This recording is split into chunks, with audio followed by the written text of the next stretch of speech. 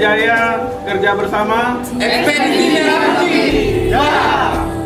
PJ Bupati Aceh Jaya Dr. Nurdin menyerahkan bendera raksasa merah putih kepada tim ekspedisi Mapala Universitas Syah Kuala.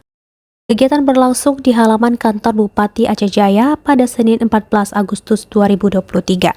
Acara tersebut dihadiri oleh Forkopimda Aceh Jaya, TNI, Polri, anggota dan pembina Mapala USK, para siswa-siswi SMP Unggul Calang, dan sejumlah kepala SKPK Aceh Jaya. Dalam sambutannya, PJ Bupati Aceh Jaya menyampaikan apresiasinya atas kegiatan penyerahan bendera merah putih raksasa ini. Kegiatan tersebut menjadi simbol semangat perjuangan mengisi kemerdekaan.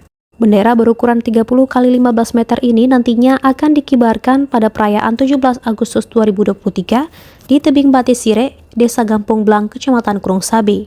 Usai penyerahan bendera, PJ Bupati bersama Forkopimda mengantar langsung bendera ke lokasi dengan konvoi bersama tim ekspedisi dan Forkopimda Aceh Jaya.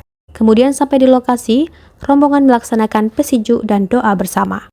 PJ Bupati menyatakan bahwa tidak ada arang melintang yang akan menghalangi kita untuk tetap semangat mengisi kemerdekaan demi melambungkan nama bangsa dan negara.